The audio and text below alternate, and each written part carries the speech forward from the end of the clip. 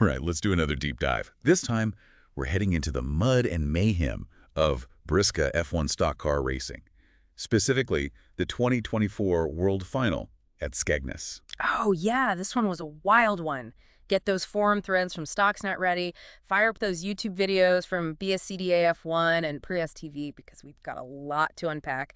And of course, we'll be diving into the official details on the BSCDA website about the World Championship itself. We're going to need it all because, well, let's just say this race was explosive. And I mean that literally and figuratively. We had two titans of the sport, Tom Harris aiming for his 5th World Championship title. Fifth, can you imagine? I know, right? Unprecedented. And then you have Frankie Wainman Jr., the legend. 3-time champ, Mr. Stock Cars. This was a clash of the titans, and it did not disappoint. Drama before the race even started, controversial moments on the track. And a finish that had everyone holding their breath. A proper last-bender finish. Oh, yeah, we'll get to that. That was something else. But first, let's set the scene. Tom Harris arrives with this brand new car. And get this. It's bare metal, no paint. No paint? What? Why? High tensile steel. It was all about weight saving. Lighter, stronger, but, not easy on the wallet. And to shave every possible ounce. He left it unpainted. Not even a primer coat. It was a statement. Harris was there to win, and he was pulling out all the stops. And, in those pre-race interviews, Yeah. he's just ice cold. Ice water in his veins. The guy must have nerves of steel, but come on, even he had to be feeling the pressure, right? Yeah. 5th world title, that's history in the making. No doubt about it. And on the other side, you have Frankie Wainman Jr. He was on fire the whole weekend. I heard that. People were saying his car was the fastest on the track. You could cut the tension with a racing slick, that's for sure. So green flag drops. Yeah. And boom.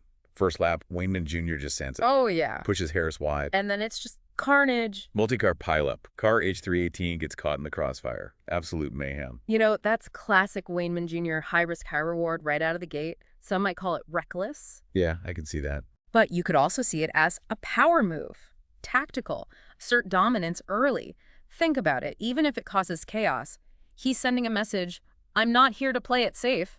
It's BriSCA F1. Pure BriSCA F1.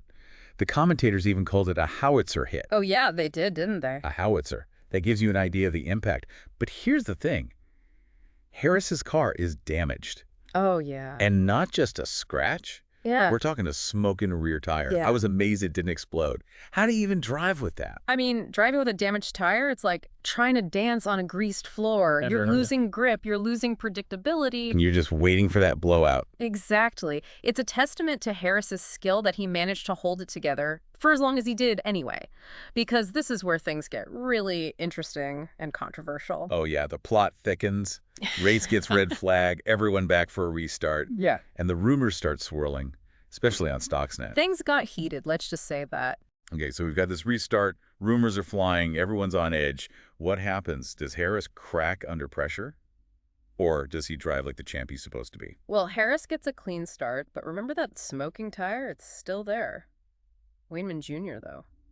I know. He's not letting the drama faze him. He's focused, putting down some seriously quick laps. So Harris is holding the lead, even with a damaged car. Yeah, he's hanging in there.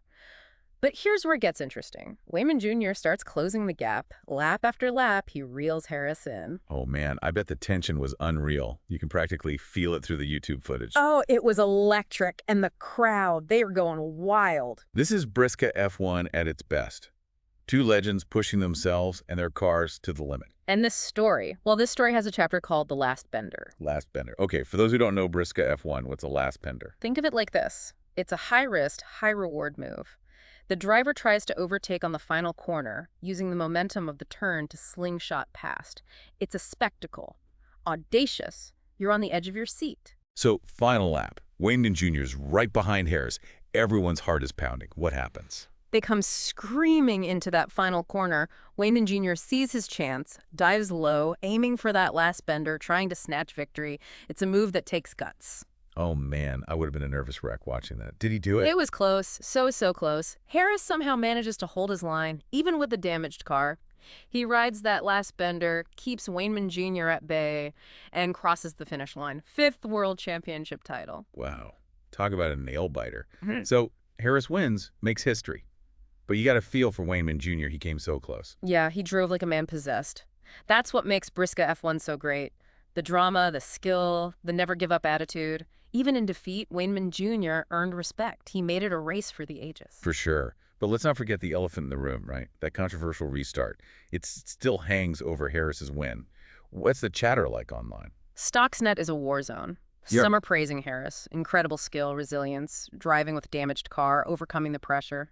A true champion, they say. But I imagine some aren't too happy. Oh yeah, there's a whole other side saying it was unfair. The extra mechanics, the extended repair time. They say Wainman Jr. was robbed. It's a debate that'll probably go on forever. It makes you think about sportsmanship, the line between pushing limits and bending the rules.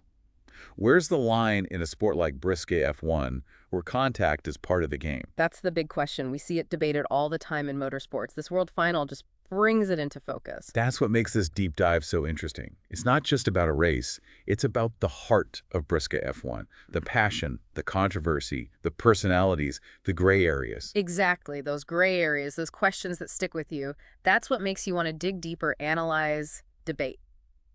So we've got a record-breaking victory, a last bender for the ages, and a whole lot of controversy. What else is there? Well, we touched on the fan reactions, but there's more to it. What makes a driver like Frankie Wainman Jr. such a fan favorite, even when he pushes the boundaries?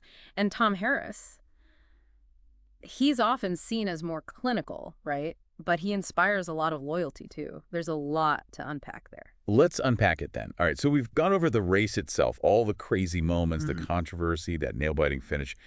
But the fan reactions, it seems like there's a real divide in how people see these two drivers, right? Oh, yeah, it's wild. Like, you head over to Stuxnet and you see these two camps, almost like two different philosophies about BriSCA F1. I've seen that. You've got the Wainman Jr. fans. They love that aggressive, no-holds-barred style. He's a throwback, right? Bruh. Old school, stock car racing, all about bumper work, crazy maneuvers, never backing down. Exactly. It makes you jump out of your seat, even if you're just watching on YouTube. Oh, for sure. You can see why people love that passion, that intensity. He's all about rubbing his racing. It's unpredictable, gets the adrenaline going. He puts on a show, even when he doesn't win.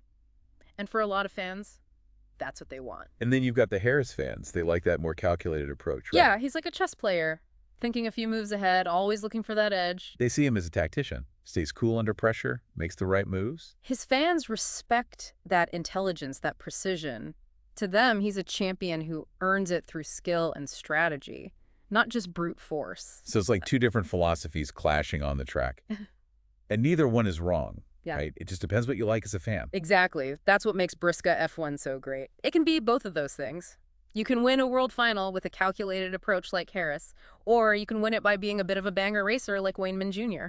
But what really struck me about those fan reactions, even when people disagree with a driver's style, there's still that respect. Oh, yeah. It's not like other sports where rivalries can get toxic. Yeah. It's more like a grudging admiration. I think you nailed it there. They get that both these guys are pushing the skill, pushing each other to be better. They're different sides of the same coin, right? Yeah, and that's what makes BriSCA F1 so thrilling. Well, I think this deep dive really captured it all. The 2024 Skegness World Final, but also the heart of BriSCA F1 in general. The passion, the rivalry. The skill, the aggression, it just leaves you wanting more.